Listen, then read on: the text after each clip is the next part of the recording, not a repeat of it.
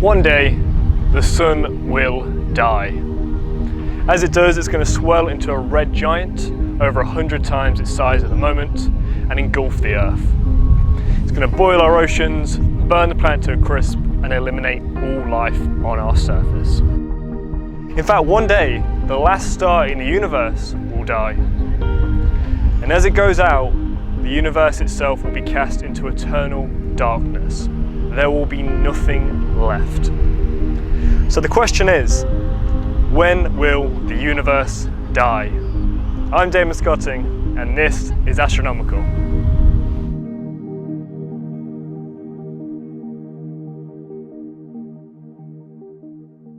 Now, in the first episode, we look back to the birth of our universe and how, after 13.8 billion years, we got to where we are today. Now, in the series finale, we're going to look forward in time and figure out just how and when the universe will end.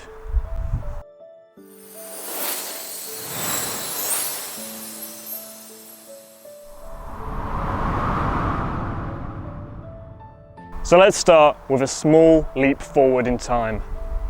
How different will our universe look in just 10,000 years? Come with me as we venture into the future.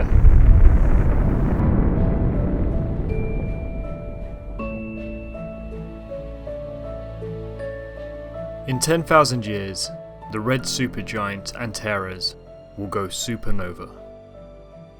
It is a star 12 times the mass of our own Sun, with a diameter roughly 500 times larger. If it were to swap places with our Sun, then it would extend beyond the current orbit of Mars. The resultant supernova will likely shine as bright as a full moon and be visible to the naked eye during the daytime. There will be a simultaneous total solar eclipse and transit of Venus.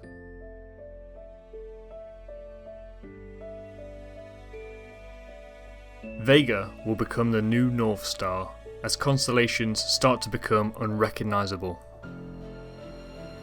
This will be the end of the projected lifespan of the Svalbard Global Seed Vault. The vault preserves an enormous variety of plants and seeds from the event of a global crisis. The Sahara will become tropical. Voyager 1 will move to within 3.4 light years of our nearest stellar neighbour, Proxima Centauri. The Chernobyl exclusion zone will return to normal levels of radiation.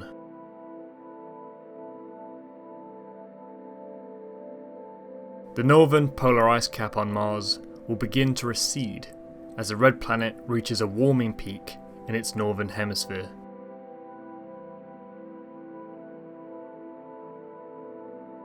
"10,000 years was the most probable lifespan of a civilization according to the Frank Drake equation. But if we make it beyond that, to say 1,000,000 years, then we will be around to witness some truly special events. After 1,000,000 years, Neil Armstrong's and the rest of the Apollo moonwalkers' footprints will have disappeared from the surface. The Great Pyramids of Giza will have eroded beyond recognition.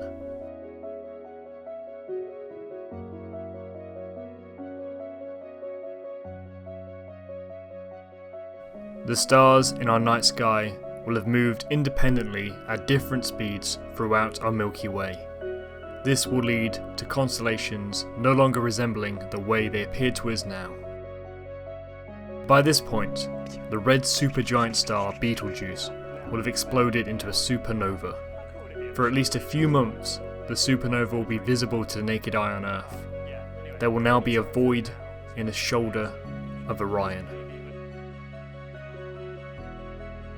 We will have surpassed the time required to terraform Mars. This is an optimistic and pessimistic moment in time, depending on the way you look at it. It is the shortest estimated time by which humanity could potentially colonise our Milky Way galaxy, and become capable of harnessing all the energy of the galaxy. This is largely based on the assumption that we will be capable of reaching a velocity that is at least 10% the speed of light. But there is also a 95% probability that humanity will be extinct by this date, according to the doomsday argument. There will likely have been at least one eruption of a super volcano. Mars's two moons, Phobos and Deimos, will collide and form a ring encircling the red planet. Whilst much further into the future, 100 million years or so, the rings of Saturn will have disappeared.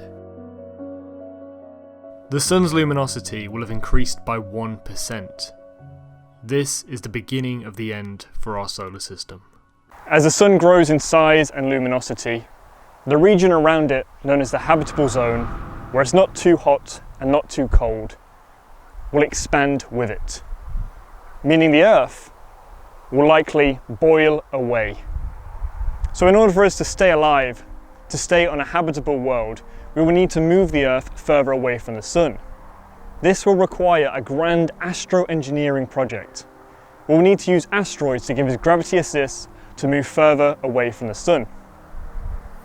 In 5 billion years, one of the greatest night sky spectacles will take place as the Andromeda Galaxy and Milky Way merge. Over the course of the next few billion years, these two galaxies will engage in a beautiful celestial ballet.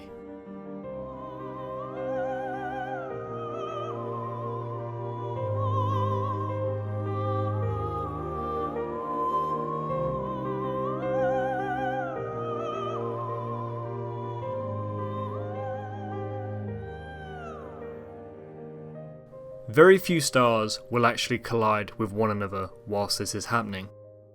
This is due to the vast distances in between the stars. But there will be a considerable number of stars that are ejected from this new galaxy that is to be known as Milk-Dromeda. Now that the hydrogen supply at its core is exhausted, the Sun will start to leave the main sequence phase and evolve into a red giant. The Sun will engulf the Earth and Moon.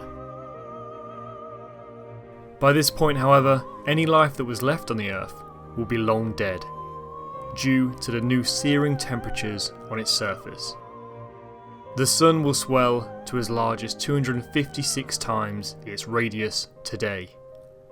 Although this is terrible news for our planet, assuming we cannot do anything to alter its distance from the Sun, this will be a new era of life elsewhere in the solar system, as moons such as Titan will likely reach surface temperatures that are now suitable for life. Now this is a very peculiar point in the life of the universe, because it can take one of three different routes, and this depends largely on the rate at which it continues to expand.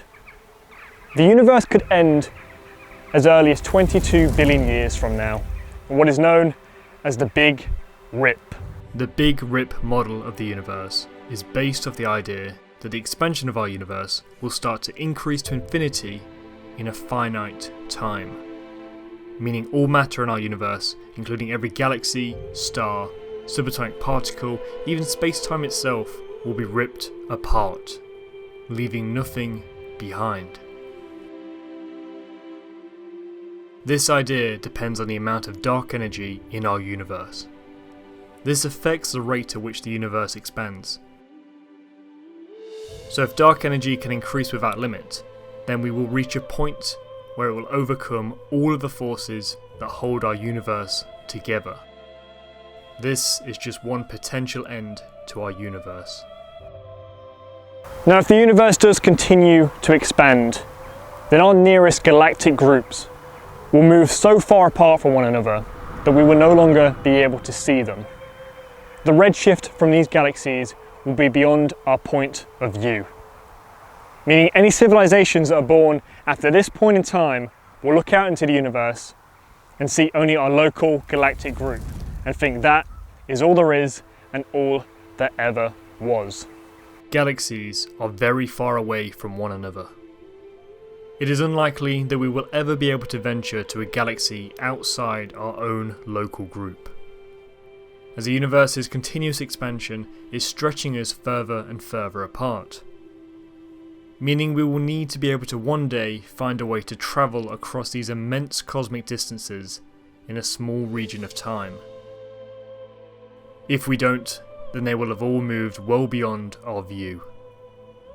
The universe contains somewhere in the order of 200 billion galaxies that we know of. Any newborn civilizations at this point will look out into the night sky and see only the few within our local group, and accept that this is all there is out there and all there ever has been, because there is no proof otherwise. Their entire universe will consist of the few trillion stars within our local group. However, if the universe does begin to stop expanding and instead starts contracting on itself, then this will be a far more optimistic end to our universe's life, as all the galaxies that were once too far from one another to see each other will now begin to contract and slowly coalesce until a point of single infinitely dense mass, and then perhaps a big bang. The universe will continue to repeat itself in what is known as the Big Crunch.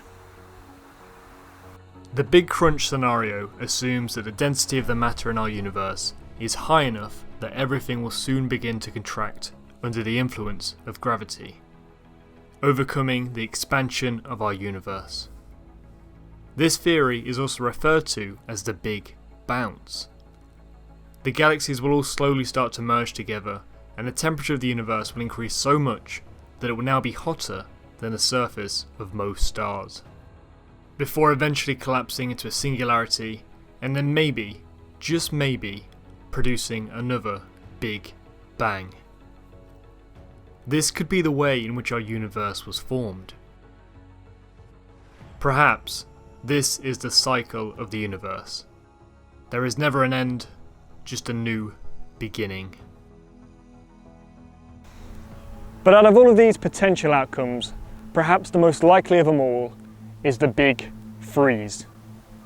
Otherwise known as the heat death of the universe, it's based on the idea that it will continue to expand forever. And at this point in time, 10,000 times the current age of the universe, no more stars will be born. It will be the end of the Saliferous era. There will be no more starlight in the universe, and it will be the beginning of the degenerate era. All of the stars in the universe have now exhausted their fuel. In what was once a rich galaxy filled with trillions of stars, there are now only 100 remaining in our Milky Way. The longest living stars, such as the low-mass red dwarfs, have a lifespan that is approximately 10 to 20 trillion years. But soon they, alongside the white dwarfs, brown dwarfs and neutron stars, will all die out. The only new stars that will be born during this period are through incredibly rare star collisions. They will lead to supernovas, and a new star will be born, but will not last very long. One day, the last star will go out, and the universe will be cast into eternal darkness. This is the beginning of the black hole era. Now, at this long distant point in the future, the only source of fuel for an exotic civilization will be that from a rotating black hole. But even black holes die. After the last one has disappeared through Hawking radiation, there will be no more black holes left. At this point in time, it is 10,000 trillion, trillion, trillion, trillion, trillion, trillion, trillion, trillion years into the future.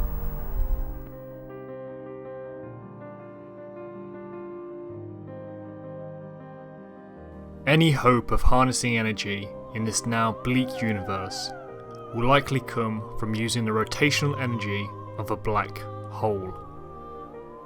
Black holes were once believed to be eternal, until Stephen Hawking discovered that along the event horizon of a black hole, the region known as the point of no return, there were interactions between particles and antiparticles. When the two separated on the very edge of the event horizon, one would be swallowed and trapped, whilst the other broke free. Through this process, black holes slowly release energy, and after incredibly, immensely, ridiculously long periods of time, they start to dissipate, and the universe becomes even emptier. As the last black hole dies, there is nothing remaining. This is now the dark era. Now the last possible outcome for the universe is the Big Freeze, otherwise known as the heat death. And this is based on the idea that the universe will continue to expand forever. And after the last particles are removed from existence, there will be nothing. No movement, no activity, no life. Time will have become meaningless. This will be the end of time.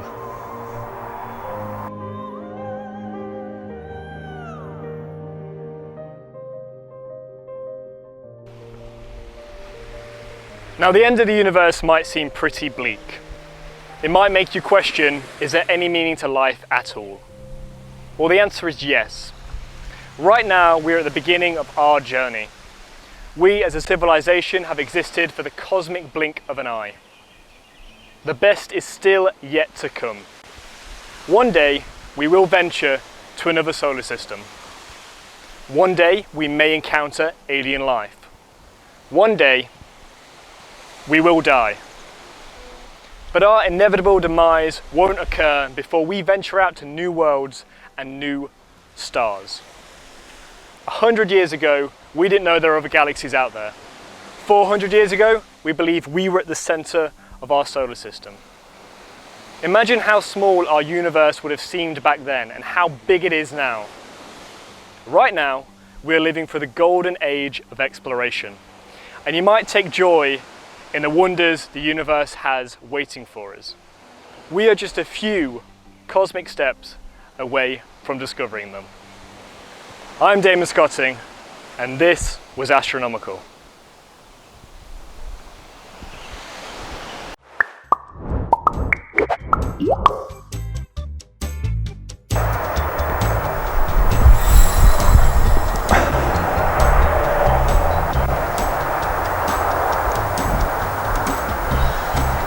And wonders lie ahead.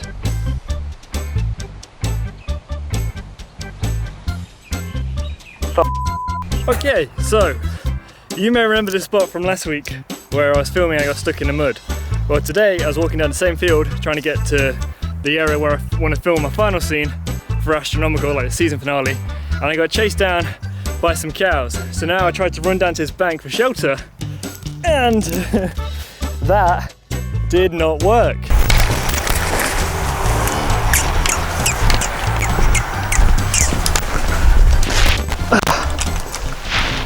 I've ripped my jeans. I have completely ripped my jeans. Oh no. You f***ing melon. Oh, head. Yeah, I have truly and completely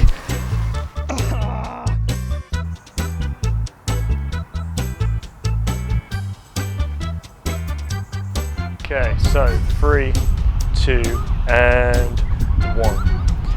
One day, the sun will die.